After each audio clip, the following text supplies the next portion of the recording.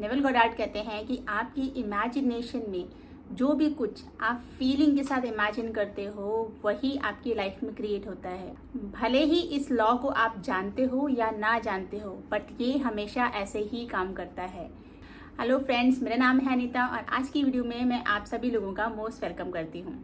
इंसान हमेशा से ही अपने दिमाग में कुछ ना कुछ इमेजिनेशन करता ही रहता है और जो भी चीज़ वो फीलिंग के साथ इमेजिन करता है थ्रू आउट द डे, वही चीज़ उसकी लाइफ में क्रिएट होने लगती है। इस लॉ को काम करने के लिए ये ज़रूरी नहीं है कि आपको ये चीज़ पता हो या ना हो, लेकिन ये हमेशा ऐसे ही काम करता है। इसी से रिलेटेड नेवल गॉडार्ड की बुक से मैं आज आप लोगों के लिए एक मैनिफेस्टेशन सक्सेस स्टोरी लेके आई हूँ, जिसमें एक लेडी ने अनकॉन्शियसली, उसको मतलब पता नहीं था कि ये इस तरीके से लॉ ये काम करता है, फिर भी उसने अपनी फीलिंग के थ्रू अपनी लाइफ में अपनी एक डिज़ायर को क्रिएट किया और बाद में वो लेडी भी नेवल गॉडार्ड की फॉलोअर बन गई, जिन्होंने खुद अपनी ये स्टोरी नेवल गॉडार्ड को सुनाई और नेवल गॉडार्ड अपने फॉलोअर्स को आगे ये स्टोरी सुनाते हैं। वो बताते हैं कि ये जो इंसिडेंट है ये क्रिसमस के टाइम के आसपास का है, जिस टाइम में काफ़ी लोग उत्साहित रहते हैं, खुश रहते हैं, क्योंकि फेस्टिवल माहौल होता है। उस समय पूरी दुनिया खुश होती है, हॉलीडे मूड में होती है, फेस्टिवल मूड में होती है। और ऐसे माहौल में एक यंग गर्ल वो बहुत ही सैड फील करती है, क्योंकि वो अनाथ है। उसके पिता, जिन्हें वो बहुत ज़्यादा मानती थी, बहुत ज़्यादा प्यार करती थी, उनकी सडनली डेथ हो जाती है और जिसकी वजह से वो बहुत ही ज़्यादा दुखी हो जाती है। और सिर्फ इतना ही नहीं, अब उसको अपने खर्चे उठाने के लिए अपनी एजुकेशन छोड़नी पड़ती है और अपने लिए अर्निंग करने के लिए उसको जॉब करनी पड़ती है, क्योंकि अब उसका खर्चा चलाने के लिए कोई नहीं है। उसको खुद ही अपने खर्चे, अपना रहने खाने पीने का सारा खर्चा उसको खुद ही निकालना था।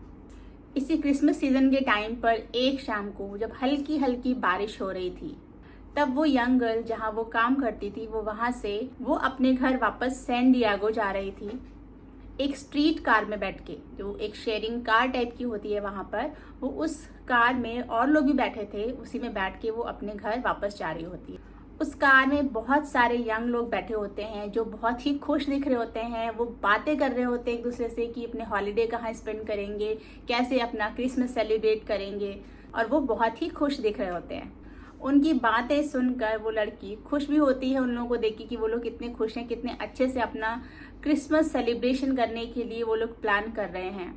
लेकिन उनकी बातें सुनकर कहीं ना कहीं उसकी आंखों में आंसू आने लगते हैं। अपनी आंखों के उन आंसुओं को छुपाने के लिए वो कार में आगे की तरफ एक ओपन एरिया है, वहाँ चली जाती है और वहाँ ओपन एरिया में खड़ी हो जाती है। वो उस स्ट्रीट कार के ऊपर एक रॉड लगा हुआ है, उसको पकड़ के ऐसे खड़ी होती है और आसमान की तरफ देखती है और उस बारिश को अपने फेस पे फील करती है और उस बारिश की बूंदों में उसकी जो आंसू की बूंदें हैं वो मिक्स हो जाती हैं। तब वो आसमान की तरफ देखते हुए अपनी आंखें बंद करती है और वो कहती है खुद से कि ये जो आंसू हमारे होते हैं उसमें हल्का हल्का सॉल्ट होता है ना, नमकीन टेस्ट होता है। तो वो ये कहती है खुद से कि ये टीयर्स नहीं है, ये मेरे आंसू नहीं हैं, ये समुद्र की हवा के साथ, जो समुद्र की पानी होता है, सी का जो पानी होता है वो नमकीन होता है। तो वो ये कहती है कि ये जो सॉल्ट टेस्ट आ रहा है ये मेरे आंसुओं का नहीं है, ये किसी ओशन की हवा से मेरे चेहरे पर, मेरे फेस पर या मेरे मुंह में वो ओशन की पानी का सॉल्टी टेस्ट आ रहा है। और ये जगह सैन डिएगो नहीं है, मतलब वो अभी सैन डिएगो में है, बट वो ऐसा कहती है कि ये सैन डिएगो नहीं है, ये साउथ पैसिफिक है और मैं बे ऑफ समोआ में सेल कर रही हूँ। मतलब ऐसा कहती है कि वो है, कहने को तो अभी वो सैन डिएगो में है, लेकिन वो खुद से कहती है कि मैं सैन डिएगो में नहीं हूँ, मैं साउथ पैसिफिक में हूँ और मैं सेल कर रही हूँ एक शिप से बे ऑफ समोआ में। और आसमान की तरफ देखते हुए, मतलब अपनी इमेजिनेशन में आसमान की तरफ देखते हुए उसने ऐसा फील किया कि वो खुद को साउथ क्रॉस में पाती है। मतलब साउथ क्रॉस, साउथ पैसिफिक का एक एरिया होगा, वहाँ पे वो अपने आप को देखती है अपनी इमेजिनेशन में। और ये सब बोलते बोलते वो अपनी इमेजिनेशन में इतना डूब जाती है कि वो अपने आसपास की पूरी दुनिया को भूल जाती है। उसे कुछ पता नहीं चलता कि मेरे साथ में यहाँ पे क्या चल रहा है, क्योंकि वो कार में बैठी है, इतने और लोग भी हैं कार में बैठे, बट वो सब कुछ भूल चुकी है। उसको सिर्फ और सिर्फ अपनी इमेजिनेशन में जो चल रहा है वो उसी चीज़ को फील कर पा रही है, वो उसी चीज़ को सुन पा रही है, उसी को देख पा रही है, और वही चीज़ वो बोल रही है। उसके दिमाग में बस यही चल रहा है। वो इस इमेजिनेशन में इतना डूब गई कि उसको पता ही नहीं चला कि कब उसका घर आ गया, और तब अचानक से वापस वो अपनी 3D रियलिटी में आती है। 2 हफ्तों के बाद उसे शिकागो से एक लॉयर का कॉल आता है, जो उसको बताता है कि उसके पास $3000 के अमेरिकन बॉन्ड हैं, जो उस लड़की के नाम पर हैं। उस लड़की को ये कुछ समझ नहीं आता कि ये उसके नाम पर बॉन्ड कैसे हैं। तो तब वो लॉयर उसे बताता है कि उसकी एक बहुत ही दूर की एक आंट है, जो बहुत ज़्यादा उसके कांटेक्ट में भी नहीं रहती हैं। तो वो उसकी जो आंट हैं वो काफ़ी साल पहले यूरोप चली गई थी, और उन्होंने अपनी विल में लिखा था कि अगर मैं यूरोप से अमेरिका वापस नहीं आती हूँ तो मेरे जो ये बॉन्ड है ये मेरी नीस को मिल जाए, मतलब कि उस लड़की को मिल जाए। तो वो वकील आगे बताता है कि मुझे अब खबर मिली है कि वो अब इस दुनिया में नहीं रही हैं, उनकी डेथ हो चुकी है। तो अब उनकी इच्छा के अनुसार ये 3000 के अमेरिकन बॉन्ड मुझे तुम्हें सौंपने हैं। और उस इंसिडेंट के 1 महीने बाद वो लड़की साउथ पैसिफिक की आइलैंड्स पे जाने के लिए सेल कर रही थी, एंड फाइनली वो रात आ ही गई थी जब वो बे ऑफ समोआ, जो उसने अपनी इमेजिनेशन में सोचा था, वो बे ऑफ समोआ में फाइनली एंटर कर चुकी थी। और वो अपने शिप के किनारे पे जो उसकी रेलिंग होती है, शिप की वो रेलिंग को पकड़ के वो देख रही थी वेव्स को आते जाते, ऊपर नीचे जैसे वेव्स आती है ना, वो उसको देख रही थी।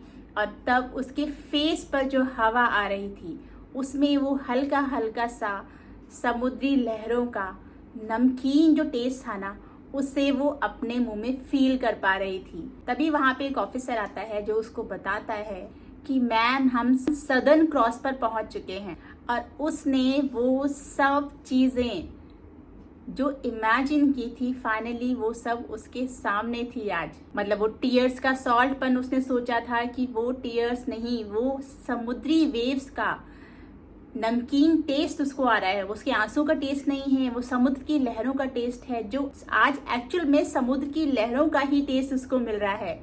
और उसने सोचा था कि वो साउथ पैसिफिक जाएगी, तो वो आज साउथ पैसिफिक में ही है। और वो सदर्न क्रॉस में बे ऑफ समोआ में वो आज एक्चुअल में है, जो उसने कभी इमेजिन किया था। नेवल बताते हैं कि उस लेडी ने ये सब कुछ तब किया था जब उसको पता ही नहीं था कि ऐसा कोई लॉ है जो अपनी इमेजिनेशन में आप कुछ भी फीलिंग के साथ इमेजिन करते हो तो वो आपकी रियलिटी बनता है। और जब उसको ये चीज़ सच में रियल अपनी लाइफ में एक्सपीरियंस हुई तो तब उसने इस चीज़ के बारे में पता किया, उसको पता चला कि ऐसा कोई लॉ होता है।